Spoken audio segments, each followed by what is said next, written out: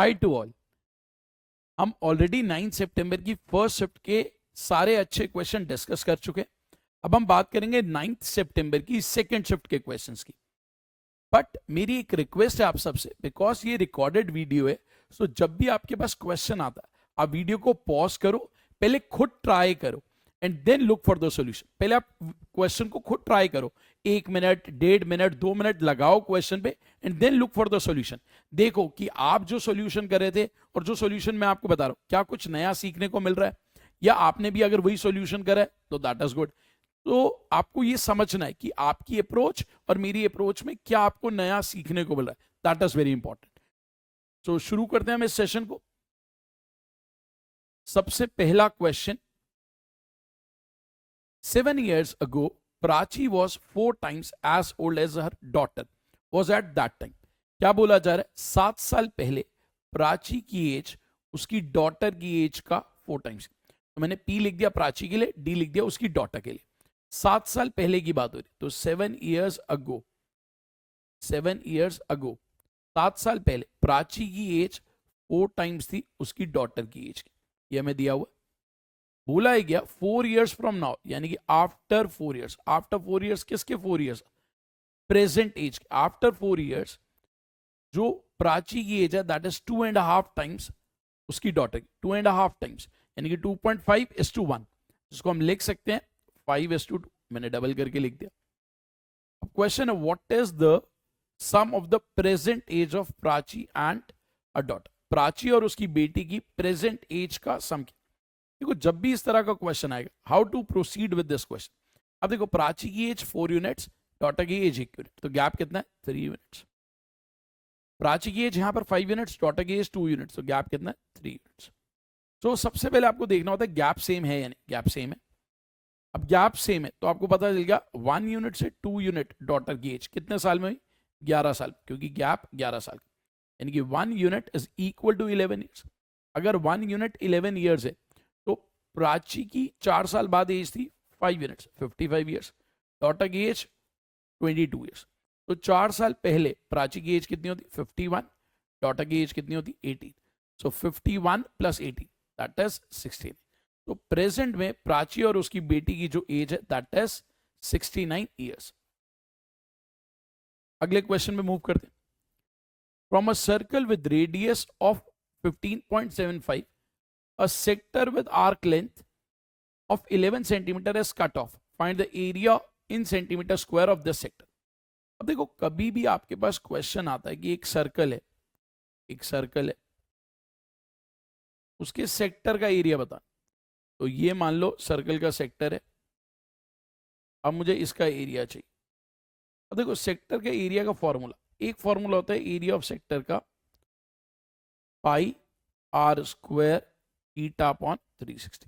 एक तो ये फॉर्मूला होता है, यानी कि वृत्तखंड का क्षेत्रफल πr² θ/360। सो वृत्तखंड बेसिकली आप इसे, क्योंकि हम बात करें सेक्टर की, तो ये बेसिकली त्रिज्य खंड हो गया, ठीक है। सो अगर मेरे को इसका एरिया बताना है, सो दैट इज πr² θ/360। दूसरा फॉर्मूला होता है half into length of the arc into radius, half into length of the arc into radius, ये होता है। तो दो फॉर्मूले आपके पास है। अब यहां से मुझे एरिया निकालना। लेंथ ऑफ द आर्क आपको दिया हुआ है question which is 11 centimetre, radius आपको दिया हुआ है 15.75 सेंटीमीटर। एरिया बता, तो एरिया देखो half into length of the arc, length of the arc कितना 11 और रेडियस कितना 15.75। अब देखो इस कैलकुलेशन को कैसे इजी बनाएंगे, इसको मैं ऐसे लिख सकता हूँ हाफ इंटू 11, 15.75 को मैंने लिख दिया 16 - 1/4, क्योंकि 16 - 0.25। अब हाफ इंटू 11 इंटू 6, यहां से कैंसिल होगा 8, 8 into 11 is 88, minus 11/8, 11/8 which is 1/3/8। तो 88 में से 1/3/8 गया, यानी कि 86 5/8। अब 5/8 कितना होता है 0.625, सो दिस इज 86.625। तो इस पूरे क्वेश्चन में एक तो फॉर्मूला यूज हो रहा था एरिया ऑफ सेक्टर का विच इज πr² θ/360, एक फॉर्मूला ये है, दूसरा फॉर्मूला ये यूज इसका हुआ, और दूसरा पार्ट है कि कैलकुलेशन को कैसे करें, ठीक है। सो नेक्स्ट क्वेश्चन पे मूव करते हैं। The points P and S are on the same side of the line segment QR। अब बोल रहा है एक लाइन सेगमेंट है QR, मान लो ये लाइन सेगमेंट है QR। अब बोल रहा है पॉइंट P और S सेम साइड पे, बोला कि एंगल PQR, मान लो ये पॉइंट P है, एंगल PQR आपको दिया गया, दिस इज 90। ऐसे आपको बोला गया एंगल SRQ,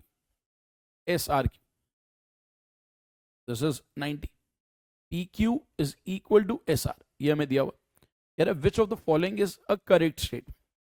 अब अगर मैं स्टेटमेंट्स को देखूं तो सब में कॉन्ग्रुएंसी की बात हो रही है, ट्राइंगल PQR और यहां पर नाम SRQR है या SQRR।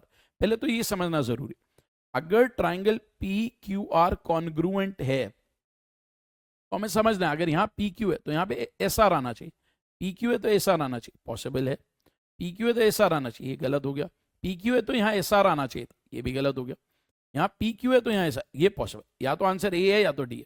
यानी कि ये तो कंफर्म हो गया कि ट्राइंगल PQR कॉन्ग्रुएंट तो पक्का किसके, SRQ के। अब रीजन देखते हैं, क्या रीजन अगर हमें देखना है तो रीजन क्या है, PQ हमें पता है SR के बराबर, ये हमारे पास है।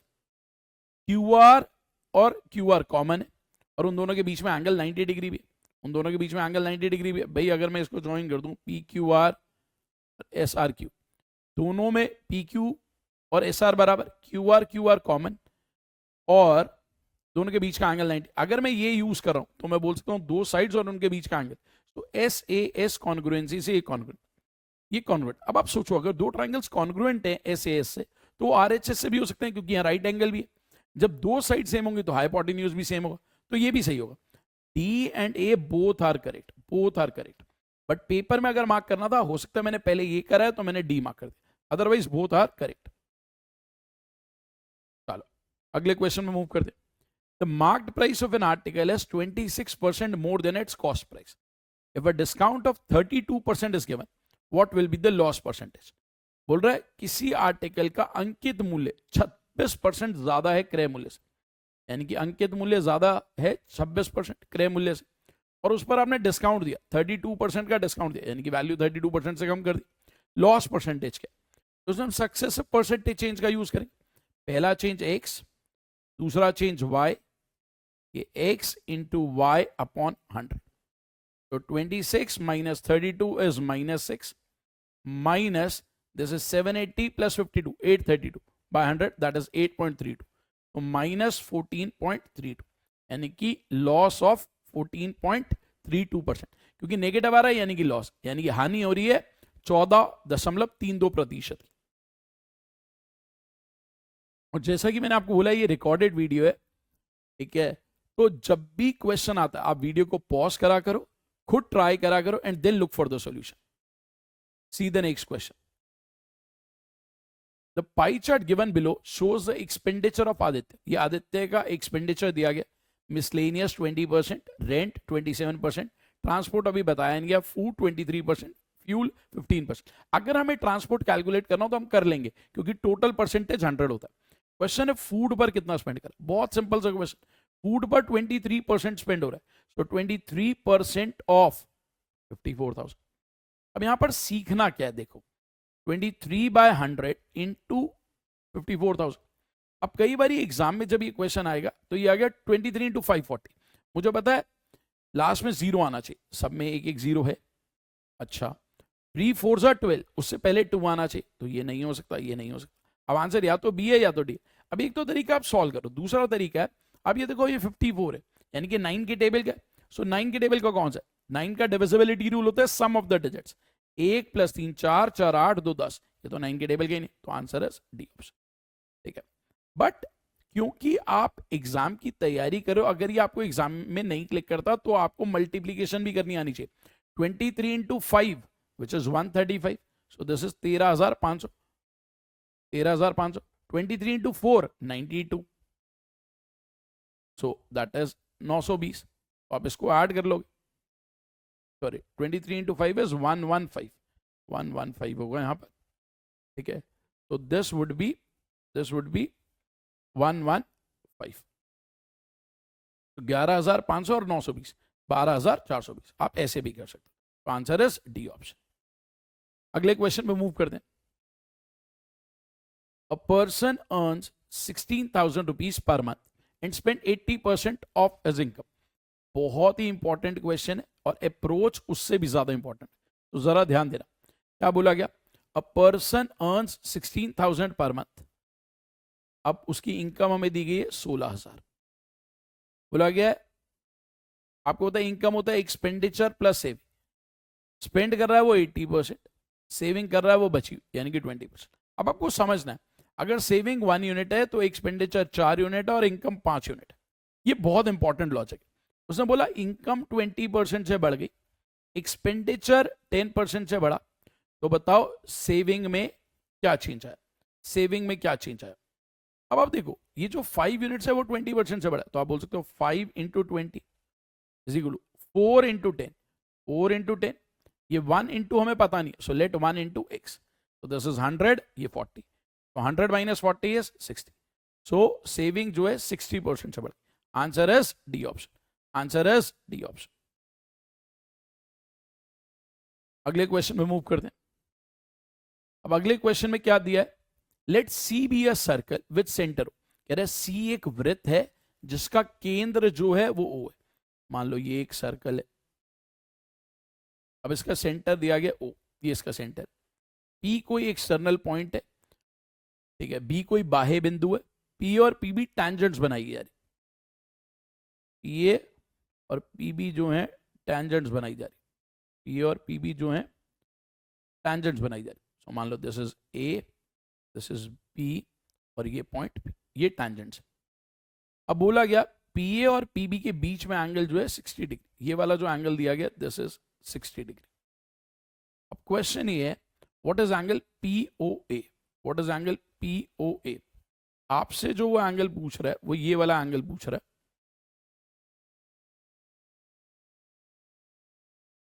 ये वाला एंगल। अब आपको समझना क्या है कि जब भी हम बात करते हैं टैंजेंट्स की, तो आपको ये पता होना चाहिए कोई भी एक्सटर्नल पॉइंट से जब दो टैंजेंट ऐसे बनेंगी पी और बी, तो ये वाला एंगल बराबर होता है। ये 60 डिग्री तो ये 30 होगा, ये भी 30 होगा।